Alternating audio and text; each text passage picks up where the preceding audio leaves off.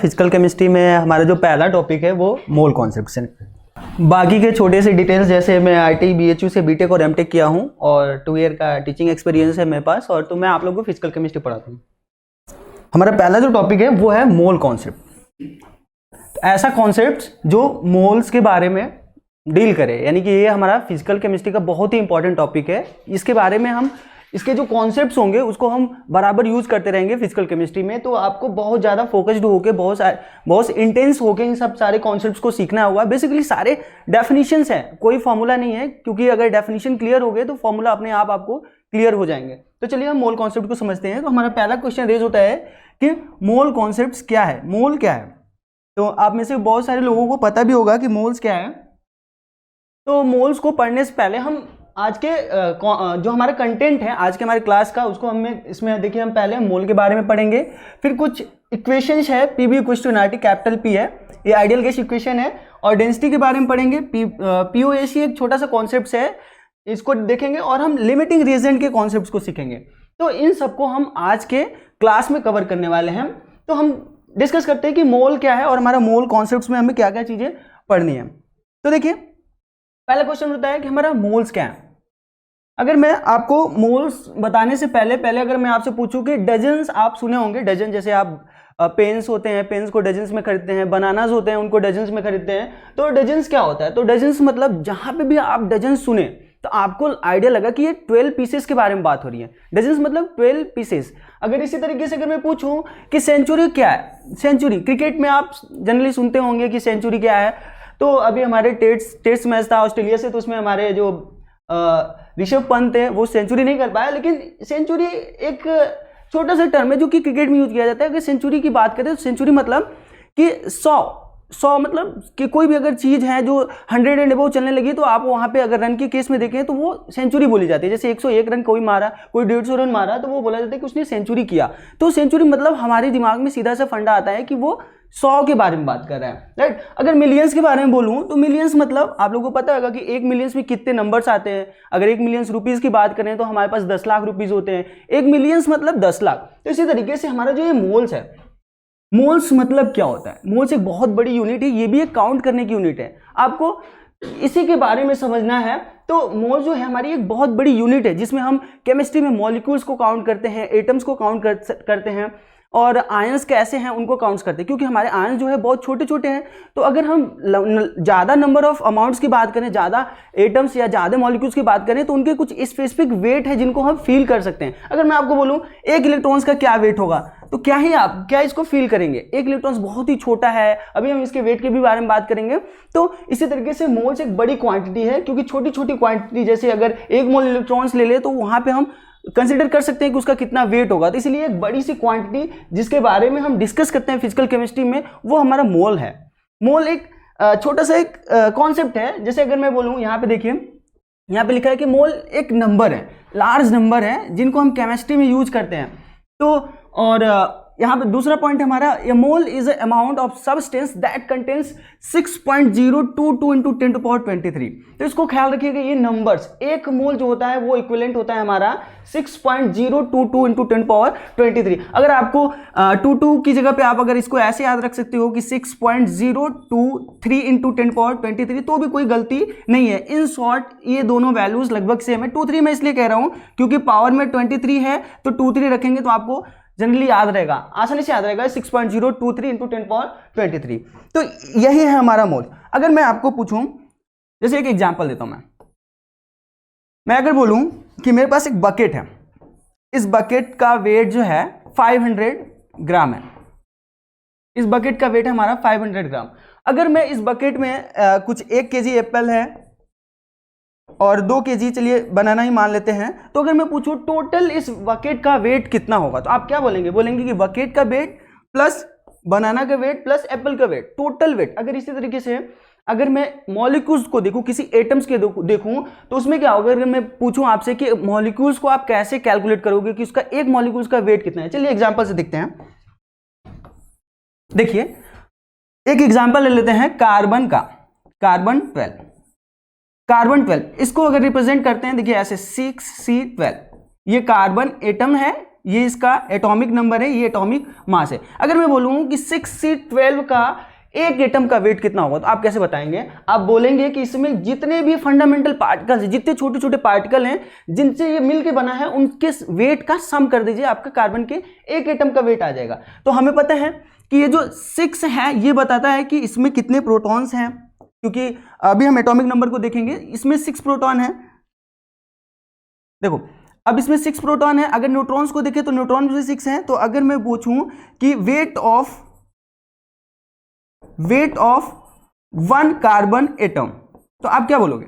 बोलोगे कि weight of 6 proton plus weight of 6 neutron plus weight of 6 electron, यानी कि हमारे इतने ही फंडामेंटल पार्टिकल्स हैं। और भी पार्टिकल्स हैं जो बहुत ही कम स्टेबल होते हैं। अगर मैं बस इन्हीं 3 का वेट देखूं, चलिए मान लेता हूं मैं कि इसमें कार्बन के एटम्स में बस यही 3 हैं, क्योंकि इलेक्ट्रॉन्स, प्रोटॉन्स और न्यूट्रॉन 3 फंडामेंटल पार्टिकल हैं। इन्हीं को अगर मैं वेट, इन्हीं का सारे का वेट को सम कर दूं तो हमारे एक कार्बन एटम का वेट आ जाएगा।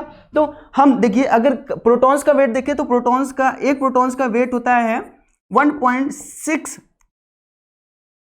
एक सेकेंड, इन चीजों को हम बाद में डिस्कस करते हैं। अब देखिए इन सारे का वेट अगर मैं सम कर दूं तो आपका आ जाएगा एक एटम का वेट। तो देखिए प्रोटॉन्स का वेट और न्यूट्रॉन्स का वेट ऑलमोस्ट इक्वल होता है। इलेक्ट्रॉन्स का वेट बहुत ही कम होता है इनके रेस्पेक्ट में, लगभग 1837 गुना इसका वेट कम होता है। इसलिए हम कह सकते हैं कि इसको हम निगलेक्ट कर दें, क्योंकि इसका वेट बहुत ही कम है।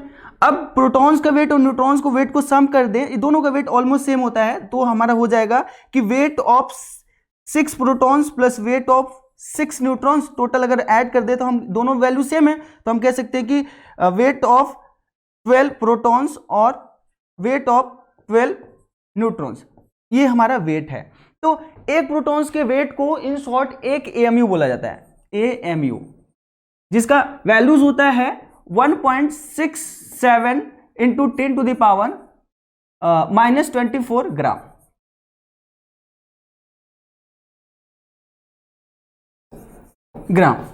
तो एक AMU इसके इक्विवेलेंट होता है। और ये जो नंबर्स है 6.022 इंटू 10 पावर 23, इसको एवोगैड्रो नंबर बोलते हैं। इसको Na से रिप्रेजेंट करते हैं, N नीचे A stands for Avogadro, N stands for number. तो आपको यहां पे बस 3-4 बातों का ख्याल करना है। क्या ख्याल करना है कि AMU क्या है, एवोगैड्रो क्या है, और एक मोल्स में हमारे कितने नंबर्स आते हैं।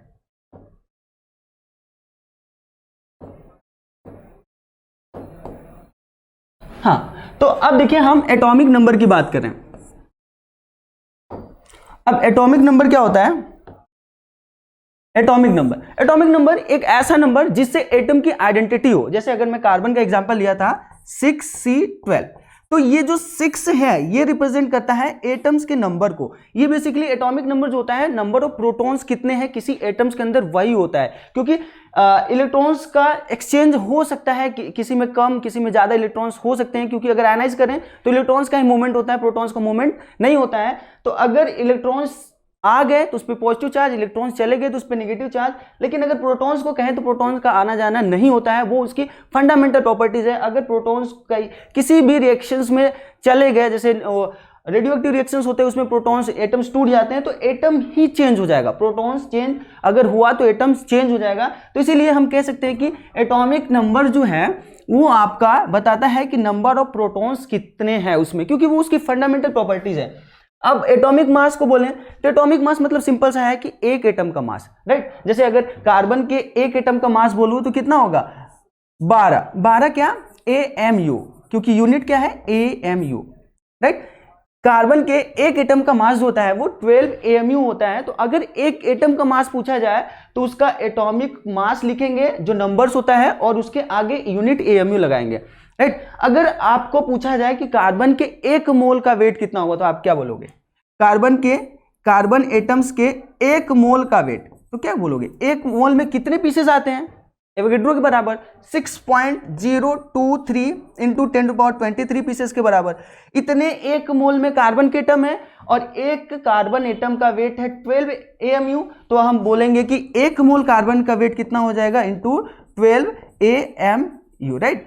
तो ये अगर इसको और एएमयू को मल्टीप्लाई करेंगे, एएमयू को, तो आपकी वैल्यूज नियरली 1 के बराबर आएगी। आप मल्टीप्लाई कर लीजिएगा, एएमयू की वैल्यूज तो आपको पता ही है 1.627 इंटू 10⁻²4। अगर आप इन दोनों को मल्टीप्लाई करेंगे तो लगभग 1 के बराबर आएगा। तो यहां से 1 मोल का वेट क्या आ जाएगा, 12 इंटू 1 ग्राम, क्योंकि हमें पता है 1 एएमयू में इतना ग्राम होता है।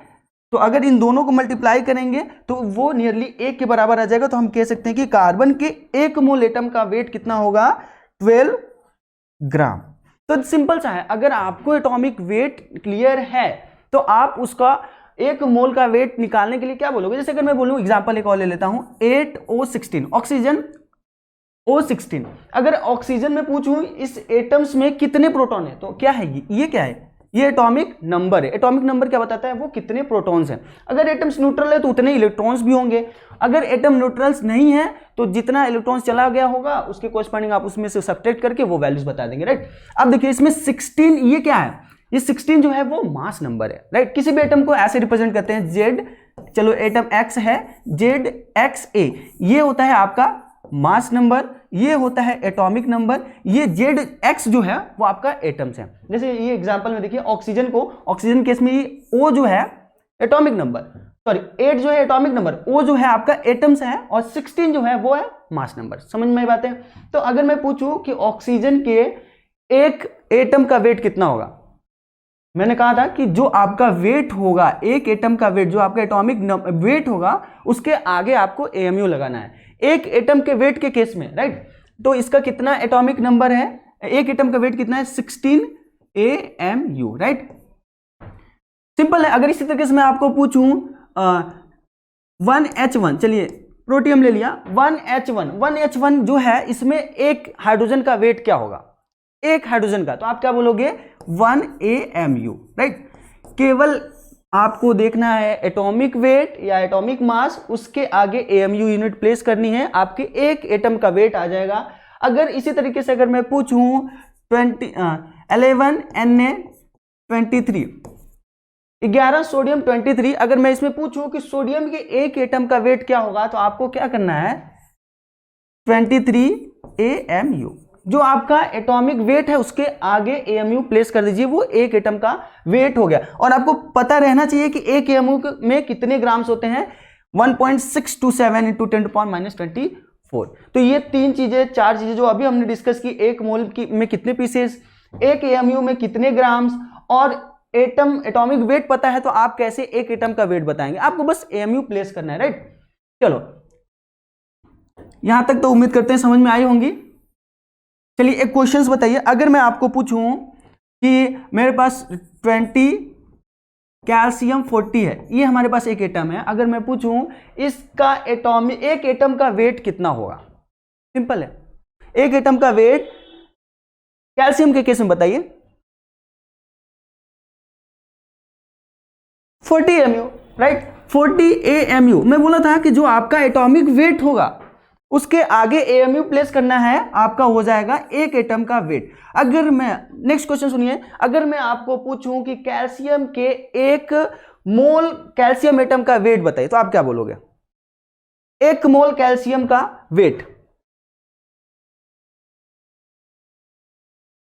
460, क्यों, 40 ग्राम, सिंपल सी बात है। आपको अगर एक मोल का पूछे तो 40 एटॉमिक वेट हो गया, उसके आगे ग्राम प्लेस कर देंगे। ये AMU बहुत छोटी यूनिट है, मैंने कहा था कि एक AMU में कितना ग्राम, 1.627 इंटू 10⁻²4 ग्राम। देखो कितनी छोटी यूनिट है, एक AMU में इतने ग्राम, तो एक मोल लोगे तो ये तो वेट बढ़ेगा ना भाई, एक मोल के कोरस्पॉन्डिंग बढ़ेगा, तो 40 ग्राम।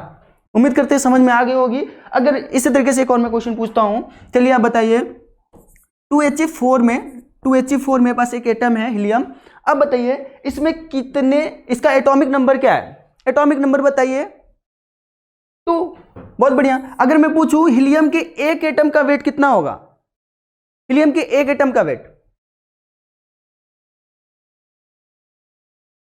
4 AMU, यूनिट के साथ बताना है, ऐसे नहीं कि 4 AMU यूनिट, 4 AMU।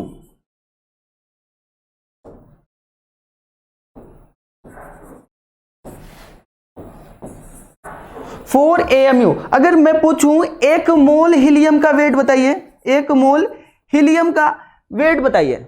सिंपल सी बात है, आपको एवोगैड्रो से मल्टीप्लाई नहीं करना है, आपको यह समझ जाना है कि जो एटॉमिक वेट है उसके आगे ग्राम लगा देंगे तो वो 1 मोल का वेट आ जाएगा। कितना सिंपल है। तो यहां तक हम समझ रहे हैं कि आपको समझ में आ गई हैं सारी बातें। चलिए हम आगे बढ़ते हैं। तो एटॉमिक वेट और मास, एटॉमिक नंबर और मास नंबर में किसी को डाउट नहीं होगा मेरे ख्याल से।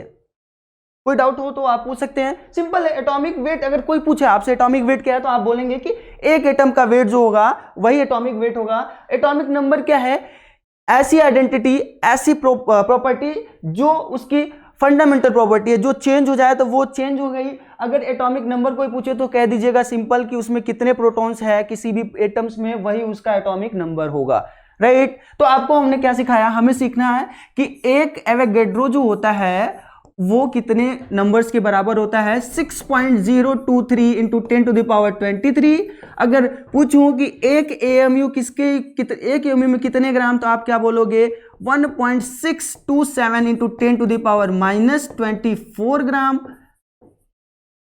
बस इतनी सारी चीजों का ख्याल रखिए। ये डेटा जो है, ये न्यूमेरिक वैल्यूज जो है, इनका ख्याल रखिए। और क्या ख्याल रखना है कि अगर एक एटम का वेट पूछे तो एटॉमिक वेट के आगे AMU लगा देंगे। अगर 1 मोल का पूछे तो आप कैलकुलेट भी कर सकते हो, मल्टीप्लाई करोगे तो इसको अगर एवोगैड्रो से मल्टीप्लाई करोगे तो इसकी वैल्यू 1 आती है। तो आपको सिंपल सा है कि अगर 1 मोल का पूछेगा तो आप उसके एटॉमिक वेट या मॉलिक्यूलर वेट जो भी होगा उसके आगे ग्राम लगा देंगे। ये सब सारी चीजें क्लियर होनी चाहिए। देखो मैं बोल रहा था अगर इन दोनों को मल्टीप्लाई करोगे, तो वैल्यूज कितनी आती है? 1 के बराबर आती है। तो हमें यहां से एक रिलेशन भी याद रखना है कि 1 AMU में कितने ग्राम। या तो ये डेटा दे दीजिए या तो बोलिए 1/Na ग्राम। इन दोनों को मल्टीप्लाई करके देख लीजिएगा आप, 1/Na ग्राम।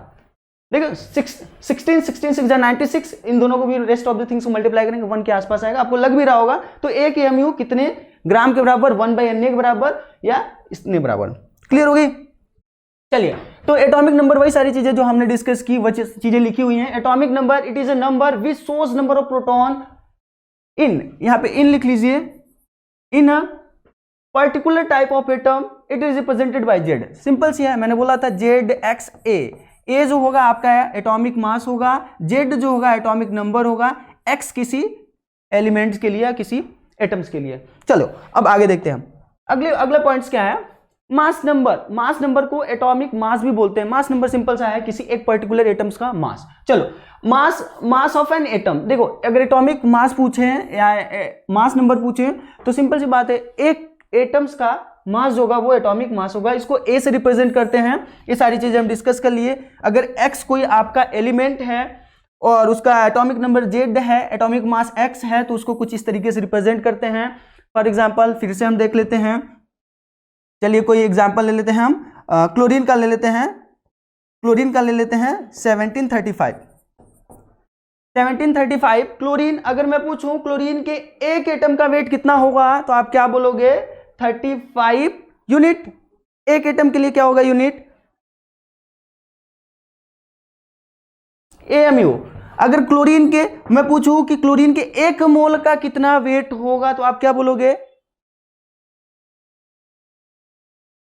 1 मोल का वेट 35 ग्राम। बहुत बढ़िया। बस आपको एटॉमिक वेट के आगे ग्राम लगा देंगे तो वो आपका 1 मोल का वेट हो जाएगा। एटॉमिक वेट के आगे AMU लगा देंगे तो 1 एटम का वेट हो जाएगा। चलिए अब देखिए यहां से, वहां से हमने यहां पे एक डेफिनेशन है, इन सबको हम बोले थे कि जो आपका, अब देखिए कार्बन 12 आइसोटोप है, अगर उसके रिलेटिवली अगर हमें पता करना है कि 1 मोल क्या होता है तो यहां पे हम कह सकते हैं कि 1 मोल जो होता है कार्बन 12, अगर आपका एटम है उसके 12 ग्राम में जितने कार्बन के एटम आएंगे वही उसका 1 मोल कहा जाएगा, राइट। क्योंकि हम बोल रहे थे कि 1 मोल का जो वेट होगा कार्बन का वो होगा 12 ग्राम। तो हमने तो वही चीज तो बोला है कि 1 मोल क्या है? 1 मोल क्या है? 12 ग्राम कार्बन एटम्स में जितने कार्बन के एटम्स आएंगे वही 1 मोल कहा जाएगा। सिंपल सी बात है, राइट। समझ में आया? 1 मोल क्या है? अगर मैं पूछूं 1 मोल क्या है, अगला डेफिनेशन क्या दे सकते हो? 1 मोल किसके इक्विवेलेंट? 1 मोल ऑक्सीजन का वेट कितना होगा? वो आपका 16 ग्राम। एक मोल ऑक्सीजन का वेट होगा 16 ग्राम। अगर इस यहां से अगर मैं इसी डेफिनेशन को फिर से बोलूं तो मैं कह सकता हूं कि एक मोल इक्विवेलेंट है 16 ग्राम ऑक्सीजन 16 आइसोटोप्स के बराबर। बातें क्लियर हुई? चलो, तो यहां से देखिए एक प्रोटॉन का मास कितना होता है 1.672 इंटू 10⁻24। एक न्यूट्रॉन्स का मास होता है 1.674 इंटू 10⁻24 और एक इलेक्ट्रॉन का मास होता है 9.1। अब बताइए यहां से कौन सी यूनिट बड़ी है, किसका मास ज्यादा है, किसका मास कम है?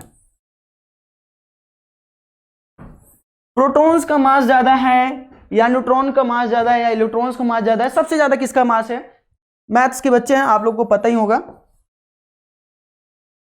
देखो सिंपल सी बात है, पहले तो पावर आप इक्विवेलेंट कर लो। देखो यहाँ 10⁻28 का ऑर्डर का, 10⁻24 का, 10⁻24 का, तो इलेक्ट्रॉन्स का मास सबसे कम हुआ, राइट। 10⁻28 यूनिट सेम है, ग्राम ग्राम ग्राम।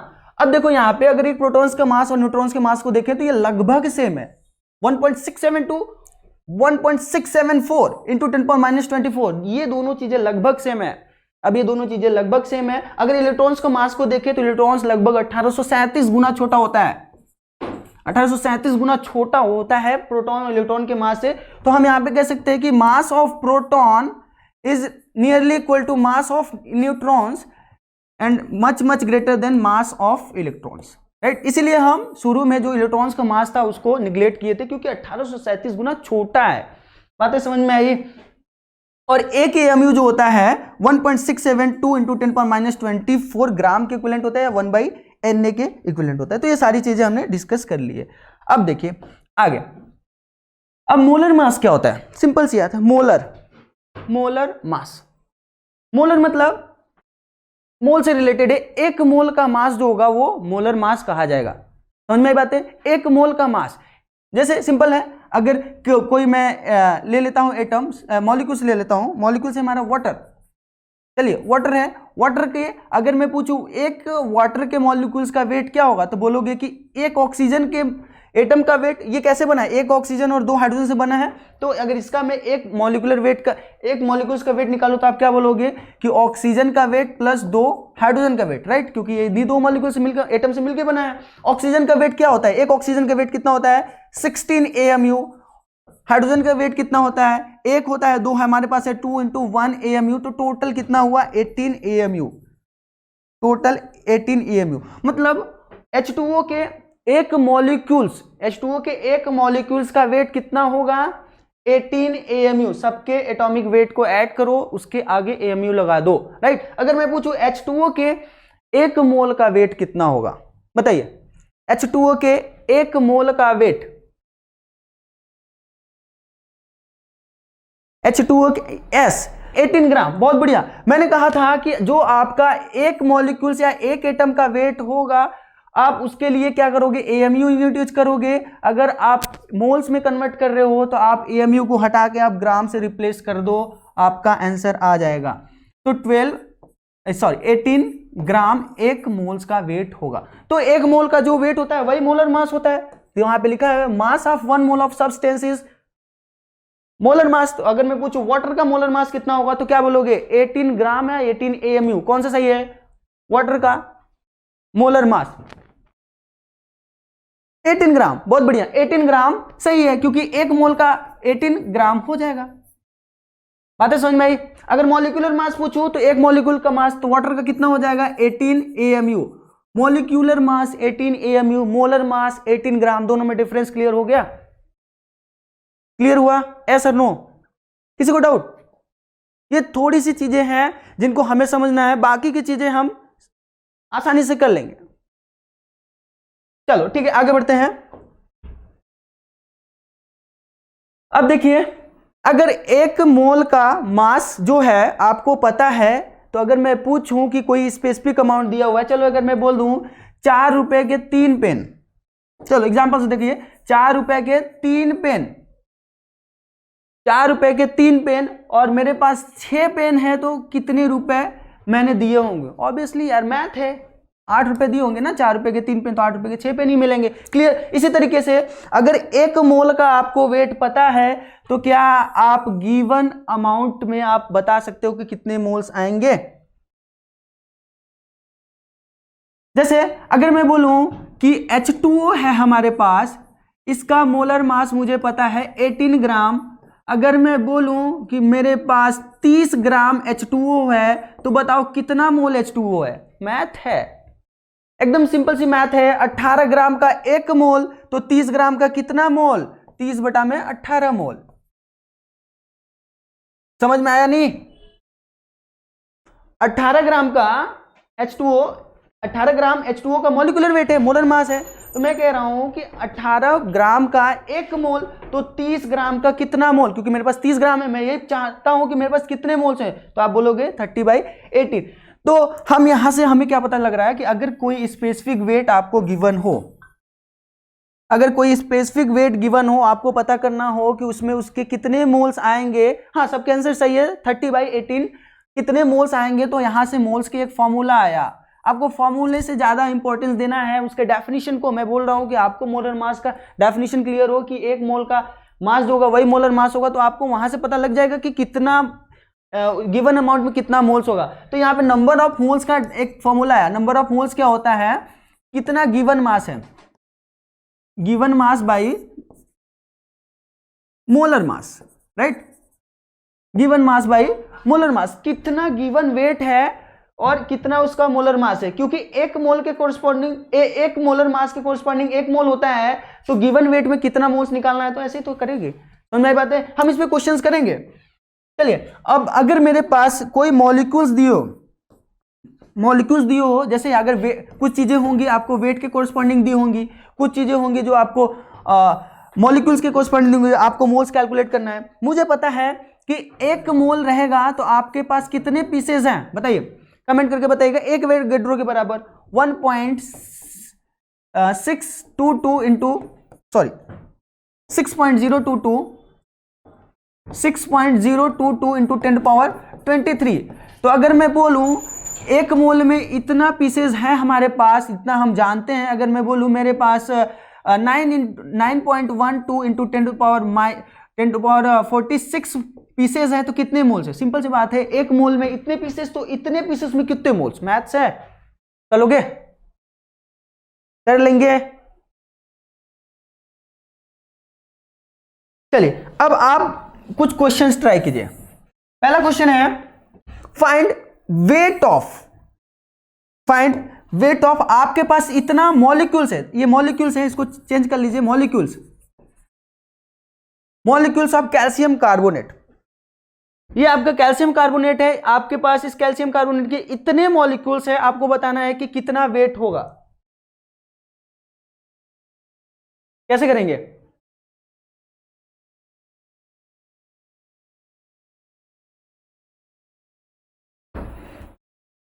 सिंपल है, आपको दिया हुआ है कि इतना मॉलिक्यूल्स है आपके पास, तो आपको पता चलेगा ना कितना मोल्स है। कैल्शियम के 1 मॉलिक्यूल्स का वेट कितना होगा, कैल्शियम 40, कार्बोनेट 60, 100। बोलो, कैल्शियम कार्बोनेट के 1 मॉलिक्यूल्स का वेट होगा 100 AMU। अगर मैं बोलूं कैल्शियम कार्बोनेट का मोलर मास क्या होगा, तो आप बोलोगे 100 ग्राम।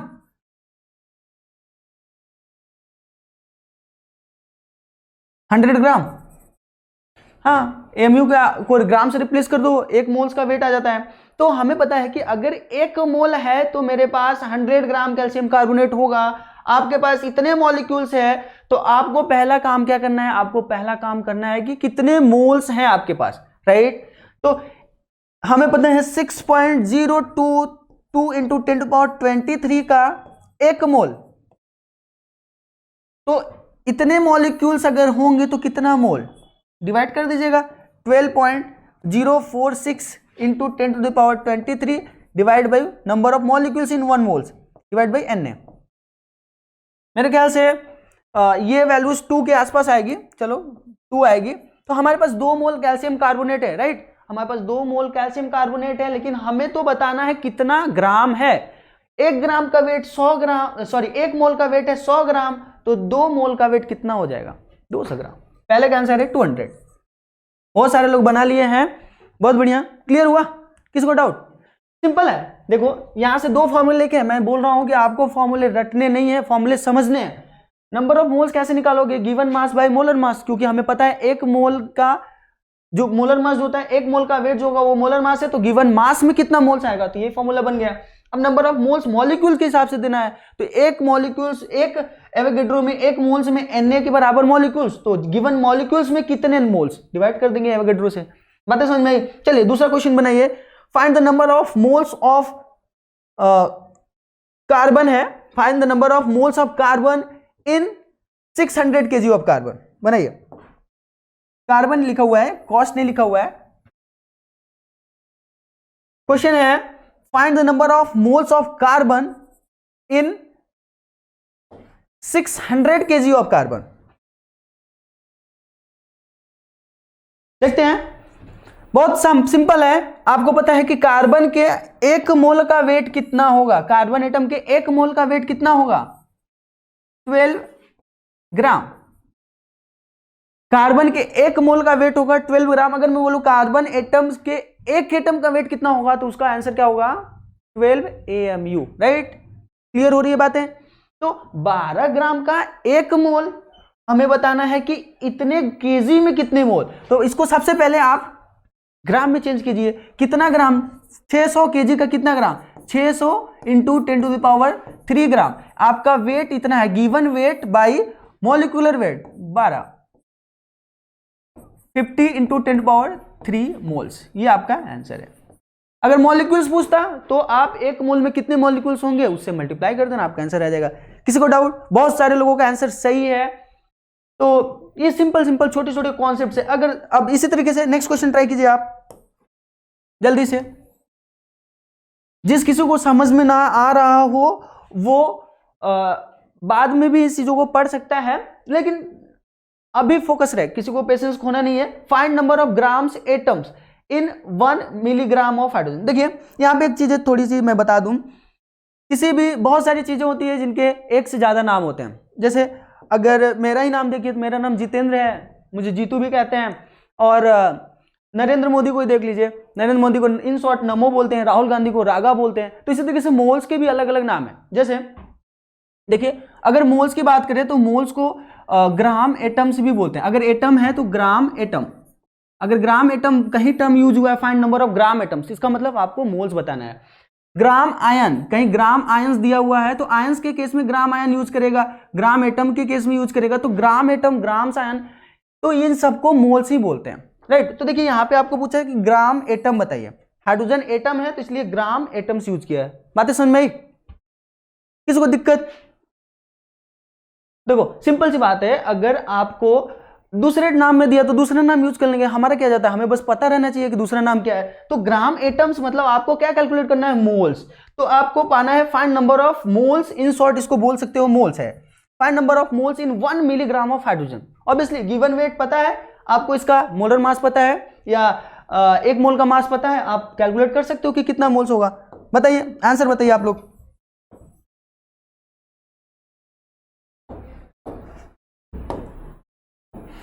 देखिए 1 मिलीग्राम और ग्राम में क्या रिलेशन होता है, 1 ग्राम में 1000 मिलीग्राम,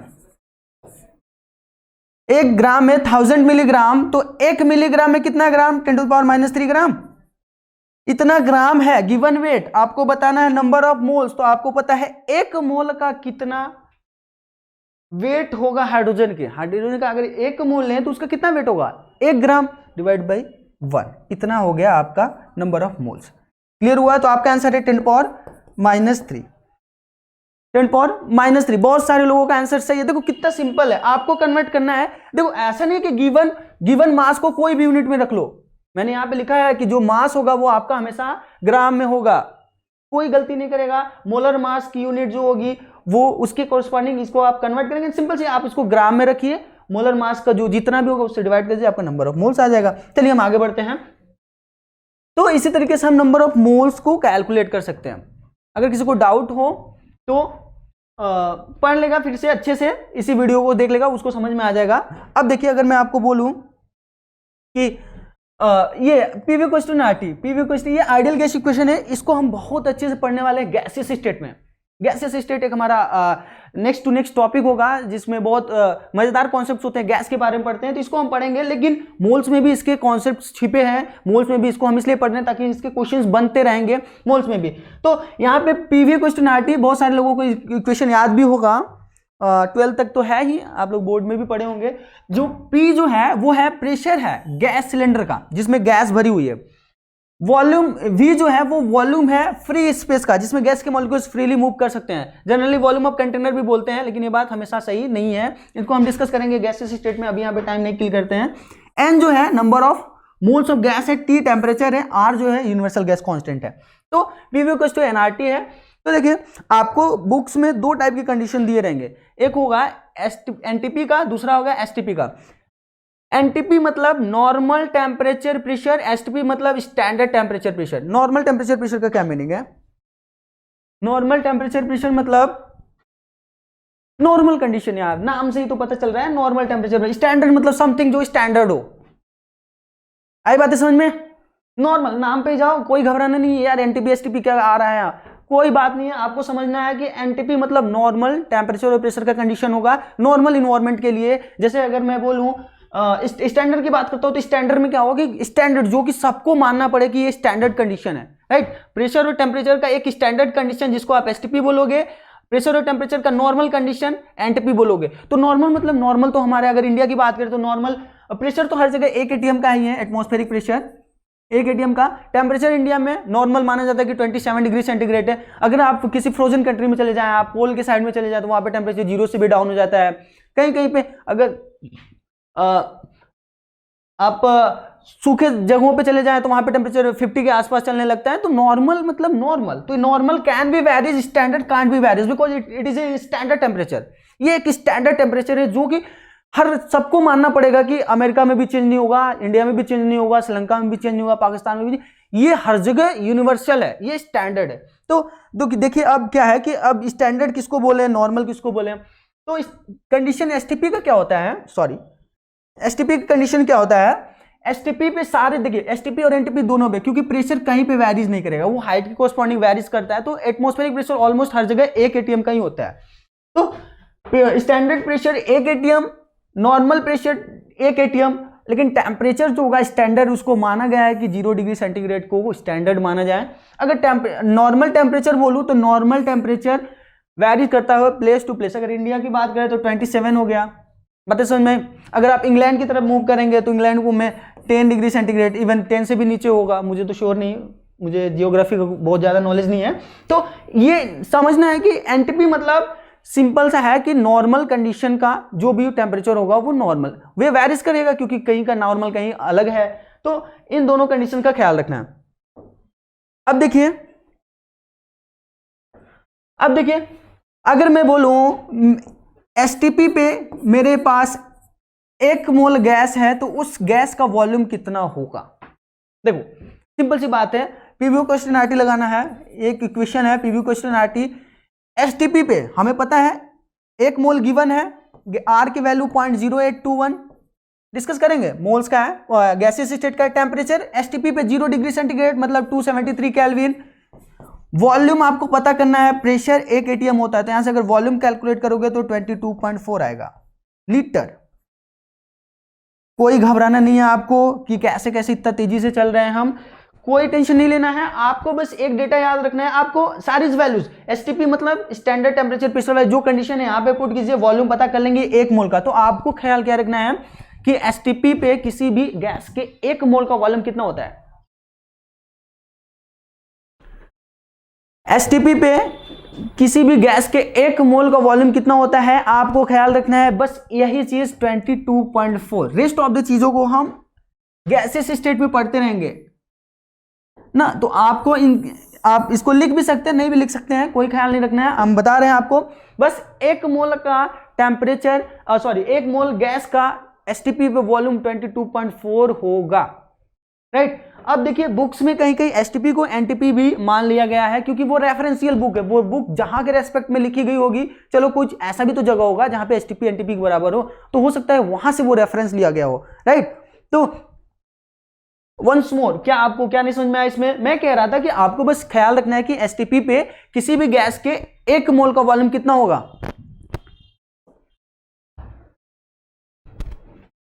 वो होगा 22.4। बाकी इसके आगे आपको कोई नहीं कहां से आया मैंने बता दिया, इन शॉर्ट पीवी क्वेश्चनैरिटी लगाइए, वो आपका वैल्यूज मिल जाएगा, आप घर पे बना लीजिएगा, उसका कोई यूज नहीं है। बस आप ख्याल रखिए कि किसी भी गैस के 1 मोल का वॉल्यूम एसटीपी पे 22.4 होगा। अगर आपका एसटीपी कंडीशन पे किसी भी गैस का मोल्स दिया हुआ है तो आप वहां से पता कर सकते हो कि कितना उसका वॉल्यूम होगा, राइट। तो देखो number of moles of gas, अगर मैं बोलूं मेरे पास एक गैस है जिसका एसटीपी पे वॉल्यूम 11.2 लीटर है, तो कितना मोल्स होगा, क्योंकि हमें पता है 22.4 लीटर रहता तो 1 मोल होता, राइट। 22.4 लीटर रहता तो 1 मोल होता, तो 11.2 लीटर है तो कितना मोल्स होगा, obviously 11.2 divide by 22.4, 1 mole, sorry 1/2 moles. Clear हुआ, किसी को डाउट? बहुत बढ़िया।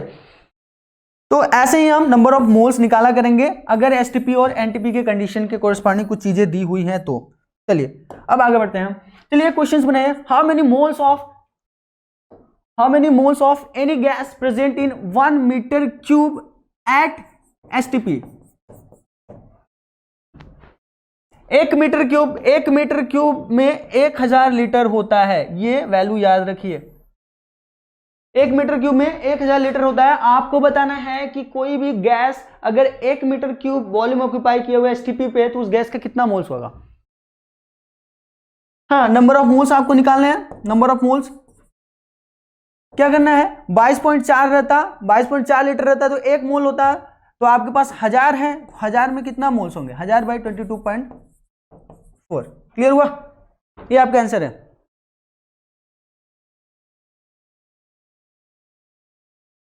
क्लियर। चलिए क्वेश्चन नंबर 5 बनाइए। क्वेश्चन नंबर 5,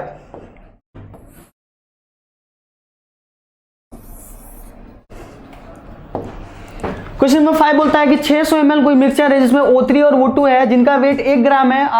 एनटीपी पे वो कंडीशन दी हुई है, बोल रहा है कि बताइए कि आपका जो ऑक्सीजन ओजोन है वो मिक्सचर में कितना वॉल्यूम ऑक्यूपाई किया होगा। चलिए इसको बनाइए। मान लीजिए, एज्यूम कर लीजिए कि ओजोन जो है x ml है, तो O2 कितना होगा, 600 माइनस x ml। समझ में आया? अब देखो मैं हेल्प कर देता हूं थोड़ा। देखिए x ml माना आपने, O3 है तो कितना लीटर में कन्वर्ट करते हैं, क्योंकि हमें पता है एनटीपी को हमें एसटीपी मानना है, क्योंकि ये क्वेश्चन रिफरेंस किया गया होगा एसटीपी वाले कंडीशन से। तो x ml है तो कितना लीटर है, x by 1000, 600 minus x ml है तो कितना लीटर है, 600 माइनस x बाई 1000। बोलो, इतना दोनों के वॉल्यूम पता चल गया, हमें दोनों के वॉल्यूम लीटर में पता चल गए। आपको x बताना है, x कैलकुलेट करना है। अब बताइए कि कितना मोल्स होगा ओजोन का, कितना मोल्स होगा ओजोन का। इतना वॉल्यूम है एसटीपी पे तो कितना उसका मोल्स होगा, तो नंबर ऑफ मोल्स पता चल जाएगा। Number of moles of O3 volume at STP divided by volume of 1 mole of gas S STP 22.4। इतना मोल O3 है। अब इसको अगर आप से इस O2 का अगर मोल्स निकालोगे तो कितना हो जाएगा, 600 minus x divide by 1000 to whole divide by 22.4। तो आपको दोनों गैसेस के मोल्स पता चल गए in terms of x at STP, right. हमें पता है कि मिक्सचर का टोटल वेट 1 ग्राम है, इसका मतलब इन दोनों ही, यही दो तो है मिक्सचर में, इन दोनों का वेट का सम जो होगा वो 1 ग्राम आना चाहिए। तो इतना मोल्स, हमें पता है कि ओजोन के 1 मोल का वेट कितना होता है, 1 मोल का वेट कितना होता है 48। तो इतने मोल्स का कितना हो जाएगा, इतने मोल्स का कितना वेट हो जाएगा, क्या करेंगे, x बाई 1000 इंटू कितना डिवाइड बाई 22.4, इतना मोल्स इंटू 1 मोल का हमें पता है वेट कितना होता है 48, तो इतने मोल्स का कितना हो जाएगा इंटू 48 प्लस 600 माइनस x मोल है दूसरे वाले गैस का, ऑक्सीजन का, डिवाइड कर देंगे 22.4 से, और एक ऑक्सीजन के 1 मोल का वेट होता है 32, तो इतने का वेट हो जाएगा 32। इन्हीं दोनों का सम तो 1 ग्राम आना चाहिए, क्योंकि बोला है दोनों गैस हैं जिनका 600 ml वॉल्यूम है, 1 ग्राम वेट है एनटीपी पे, तो आपको कैलकुलेट करना है कितना मिक्सचर का वेट होगा, तो आप यहां से इसको एक्स की वैल्यू कैलकुलेट कर सकते हो। समझ में आया? एसटीपी के अलावा एनटीपी लेते हैं तो क्या होगा, वॉल्यूम क्वेश्चन में थोड़ा सा फर्क आएगा, क्योंकि एनटीपी इंडिया के लिए है। एनटीपी मतलब जो आपका कंडीशन लोगे 27 डिग्री सेंटीग्रेड टेम्परेचर को, वो इंडिया के लिए है। वो आंसर में थोड़ा सा फर्क आएगा, लेकिन मैं उस फर्क को हटाना चाहते हैं तो आप एसटीपी वाला कंडीशन लीजिए, एनटीपी को एसटीपी जैसा ट्रीट कीजिए इस मोल्स में। क्लियर हुआ? स्टडी हार्ड कौन है ये, तो उसी के लिए आपको क्या करना है, आपको सिंपल एसटीपी को एनटीपी मान लेना है, बाकी की सारी चीजें क्लियर हो जाएंगी। देखिए इस क्वेश्चन को कुछ लोग कह रहे हैं कि फिर से बताइए। मैं कह रहा था कि आप 600 ml मिक्सचर है O3 का, और इनमें O3 और O2 है, तो आप मान लीजिए कि X वॉल्यूम है O3 का, तो X बाई 1000 लीटर होगा O3। इसी तरीके से O2 कितना होगा, 600 माइनस X ml होगा। अगर उसमें 1000 डिवाइड कर देंगे तो लीटर में पता चल जाएगा O2 का वेट, O3 का वेट, सबका वेट लीटर में पता चलेगा। ये एनटीपी पे है। अगर मैं पता करूं कितना मोल्स दोनों के हैं, डिवाइड कर देंगे 22.4 से मोल्स पता चल गए दोनों के। हमें पता है कि एक मोल ओजोन का वेट 43 है, एक मोल ऑक्सीजन का वेट 32 है, तो इतने मोल्स के कॉरस्पॉन्डिंग कितना वेट होगा, इन्हीं दोनों के वेट का सम ही तो 1 ग्राम है जो कि मिक्सचर में लिया हुआ है। क्लियर हुआ? इसका वेट, इसका यहां से x की वैल्यू जो आएगी वही x किस में आएगा, ml में होगा, क्योंकि हमने माना था x को ml में। चलिए नेक्स्ट स्लाइड करते हैं, आप कैलकुलेट कर लीजिएगा सारी चीजें। अब देखिए डेंसिटी क्या होती है। डेंसिटी जो होती है, डेंसिटी मतलब क्या होता है, डेंसिटी सिंपल सी बात है, मास पर यूनिट वॉल्यूम।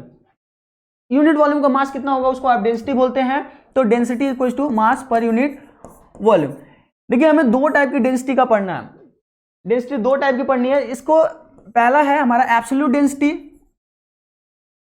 दूसरा है relative density.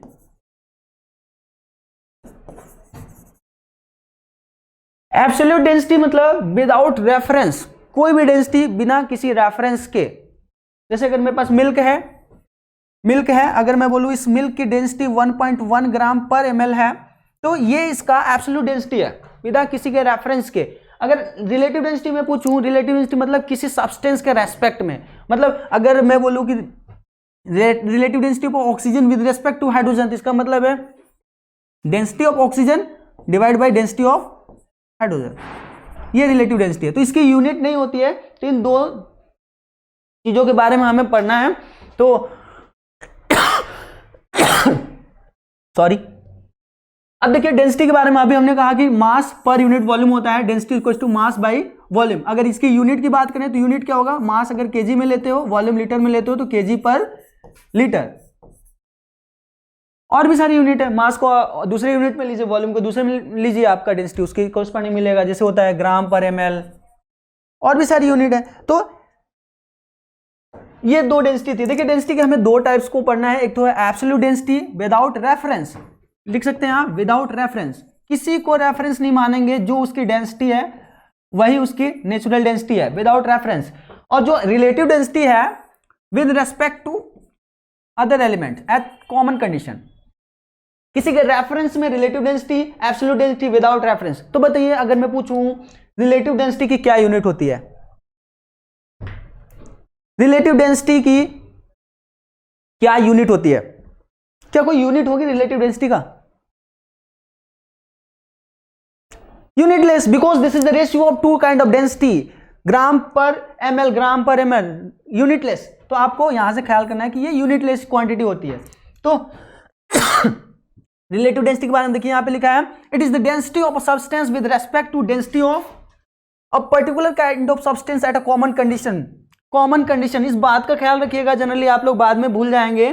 Common condition, common condition मतलब जिस कंडीशन पे पहला वाले सब्सटेंस का डेंसिटी होगा, उसी कंडीशन पे दूसरे वाले का डेंसिटी होगा, और उन दोनों के डेंसिटी का रेशियो एक दूसरे के रेस्पेक्ट में रिलेटिव डेंसिटी आएगा। क्लियर हुआ? चलो अब थोड़ी सी आगे बढ़ते हैं। अब हमारा है रिलेटिव डेंसिटी। देखिए अब बताइए, अब मैं पूछता हूं क्वेश्चन की रिलेटिव डेंसिटी कितने टाइप की हो सकती है? इनफिनिट टाइप की, बहुत सारी टाइप की। किसी को किसी के रेस्पेक्ट में डेंसिटी कैलकुलेट करो, रिलेटिव डेंसिटी बहुत टाइप की हो सकती है। क्लियर? जैसे अगर मैं बोलूं ऑक्सीजन की रिलेटिव डेंसिटी, तो किसी के रेस्पेक्ट में, हाइड्रोजन के, नियॉन के, जेनॉन के, रेडॉन के, किसी के रेस्पेक्ट में आप कैलकुलेट कर सकते हो। तो रिलेटिव डेंसिटी के ऐसे नहीं कि 2 टाइप्स होते हैं केवल, एक स्पेसिफिक और वेपर डेंसिटी, ये दो नहीं है, ये इन्फाइनाइट है, हमें पढ़ना क्या है, बस यही दो पढ़ने हैं। क्लियर हुआ? दो यूनिट, देखिए दो टाइप्स नहीं है, मैं कह रहा हूं कि ये दोनों ही हमें पढ़ने हैं, हो सकते हैं इन्फाइनाइट, क्योंकि किसी के रेस्पेक्ट में, अरे मैं कह दूं जैसे वैभव पटेल को क्लियर हुआ, वैभव पटेल की डेंसिटी किसी दूसरे के रेस्पेक्ट में कर लें तो वैभव की डेंसिटी डिवाइड बाई, चलिए कोई P1 कपत है, इनके रेस्पेक्ट में निकाल लें तो इन्फाइनाइट टाइप की हो सकती है यार, किसी के रेस्पेक्ट में, वो डिपेंड करता है कि रेफरेंस क्या है ना। तो देखिए स्पेसिफिक ग्रेविटी को समझिए, इन पे टाइम वेस्ट नहीं करते हैं, सिंपल सी बात है, एक बहुत टाइप की हो सकती है।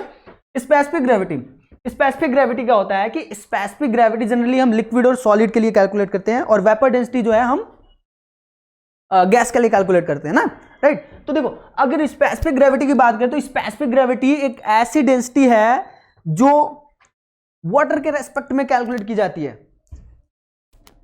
वाटर के रेस्पेक्ट में। और कैसा होगा कंडीशन सेम, क्योंकि रिलेटिव डेंसिटी के लिए कॉमन कंडीशन, तो ये हर जगह common condition, common condition, common condition, आप इसको भूलिएगा मत, सिमिलर कंडीशन या the common condition both are same. तो density of chemical substance with respect to the density of water at common condition is known as specific gravity. एक चीज ख्याल रखिएगा, एक पॉइंट लगा के आप ख्याल रखिएगा कि डेंसिटी ऑफ वाटर,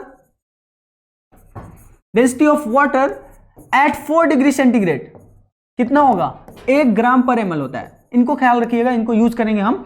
तो अगर मैं बोलूं कि किसी, चलिए मैं बोलता हूं कि अल्कोहल ले लेता हूं, अल्कोहल, अगर अल्कोहल का अगर मुझे स्पेसिफिक ग्रेविटी निकालना है तो density of alcohol divide by density of water, क्योंकि कॉमन कंडीशन पे लेना है वाटर के रेस्पेक्ट में, तो वो आपका स्पेसिफिक ग्रेविटी होगा density of alcohol divide by density of water. तो डेंसिटी ऑफ अल्कोहल और डेंसिटी ऑफ वाटर के दोनों की यूनिट कैंसिल आउट हो जाएगी, तो इसके यूनिट लेस आएगा। चलिए मैं बोलता हूं इसकी वैल्यूज आई 0.7632, 0.7632। अगर मैं आपको पूछूं, देखिए डेंसिटी ऑफ वाटर, चलो मैं कॉमन कंडीशन मतलब 4 डिग्री सेंटीग्रेड वाला लेता हूं, तो आपका जो स्पेसिफिक ग्रेविटी होगा वो जनरली 4 डिग्री सेंटीग्रेड के लिए ही आपको समझना है, क्योंकि ये कंडीशन दी हुई रहेगी या नहीं दी हुई रहेगी तो हमें समझना ही पड़ेगा कि वो 4 डिग्री सेंटीग्रेड के लिए ही कह रहा है।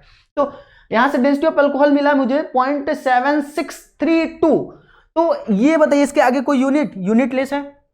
अगर मैं आपसे पूछूं what will be the absolute density of alcohol if the relative density of alcohol is known, if the specific gravity of alcohol is 0.7632, then what will be the absolute density for alcohol? ये बताएगा? Obviously simple सी बात है, water की जगह पे आपने 1 ग्राम रखा था, ग्राम पर ml, तो अगर आप इसके आगे ग्राम पर ml लगा देते हो तो उसका एब्सोल्यूट डेंसिटी मिल जाएगा, क्योंकि एक कट रहा था ना, यूनिट ही तो कटी है बस। क्लियर हुआ? किसी को डाउट? मतलब सिंपल सी बात है, यूनिट आगे लगा दो वो क्लियर हो जाएगा। तो density of water is at 4 degree centigrade is 1 gram पर ml। तो डेंसिटी ऑफ रिलेटिव डेंसिटी मतलब स्पेसिफिक ग्रेविटी ऑफ अल्कोहल हमें पता चल गया। तो अगर किसी का भी अगर आपको स्पेसिफिक ग्रेविटी दिया हुआ है, तो अगर उसका एब्सोल्यूट डेंसिटी पूछा जाए तो उसके आगे एक यूनिट लगा दीजिएगा ग्राम पर ml, तो उसका आपका एब्सोल्यूट डेंसिटी मिल जाएगा। चलिए अब वेपर डेंसिटी को देखते हैं।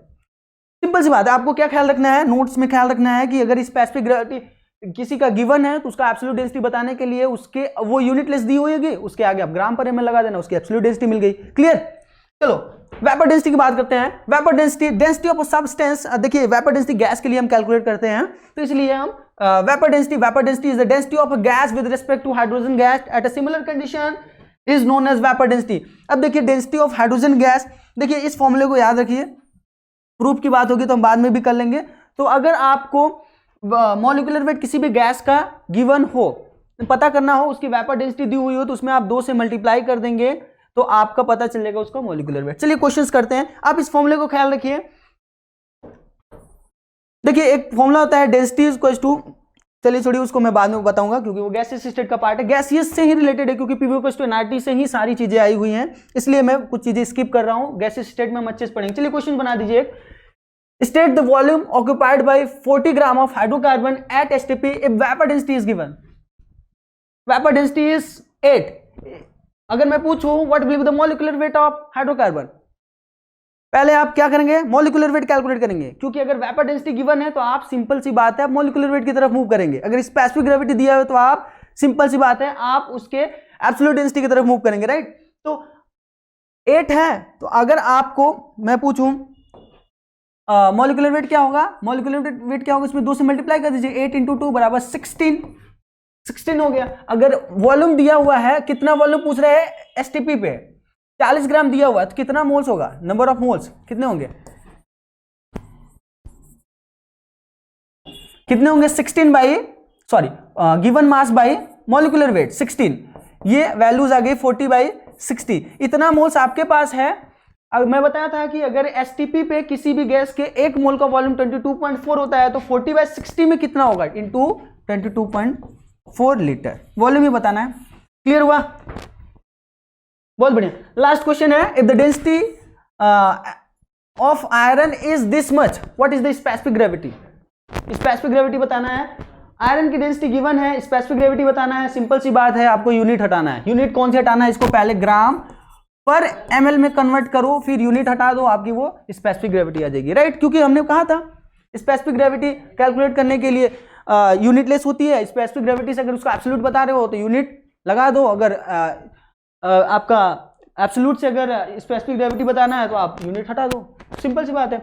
7850 kg है, 10⁻³ मीटर क्यूब मतलब कितना लीटर, 1000, कितना ml 10⁻³, ये कैंसल आउट हो गया, 1000 से डिवाइड होगा 7.850 ग्राम पर ml उसकी डेंसिटी है।